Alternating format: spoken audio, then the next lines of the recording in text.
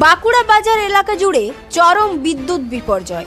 প্রতিদিন সকাল 10টা বা 10:30 বাজলেই হঠাৎ করে চলে যাচ্ছে কারেন্ট, আর তারপর ঘন্টার পর ঘন্টা বিদ্যুৎ ফেরার কোনো নিশ্চয়তা নেই। কয়েকদিন ধরেই এই অচল অবস্থায় নাজেহাল সাধারণ মানুষ। বিদ্যুৎ না থাকায় জল তোলা যাচ্ছে না, বন্ধ হয়ে যাচ্ছে অফিসের জরুরি কাজ, কম্পিউটার, মোবাইল চার্জ সবকিছুই থমকে যাচ্ছে।